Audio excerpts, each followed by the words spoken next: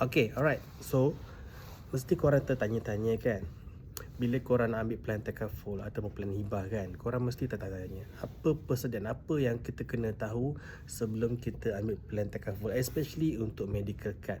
So, kat sini saya nak highlightkan ada 4 perkara penting yang korang perlu alert sebelum korang pilih mana-mana plan takaful. Nombor satu adalah kita kena tahu bahawa plan takaful tu coverage tu mencukupi ke tidak. Kita kena make sure bahawa dia punya limit tu tak terlalu tinggi dan tak terlalu rendah. Yang kedua, kita kena tahu plan takaful medical card kita ni dia cover apa.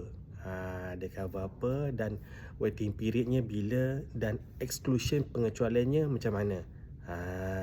Alright, dan seterusnya yang ketiga, medical card ni kita kena tahu dia ada kemampuan jangka panjang. Contohnya dari segi dia punya premium, dia ada kenaikan ke, tak ada kenaikan ke, kenaikannya setiap berapa tahun dan inflasinya macam mana. So kita kena take note.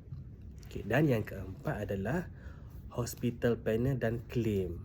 Yang ini paling penting. Sebab apa? Bila kita masuk hospital, kita kena tahu hospital mana yang panel, claimnya macam mana, mudah ke tidak, dan so on. Untuk korang nak tahu lebih banyak info tentang takaful medical card dan takaful di AIA, jangan lupa follow FHJ. Bye bye.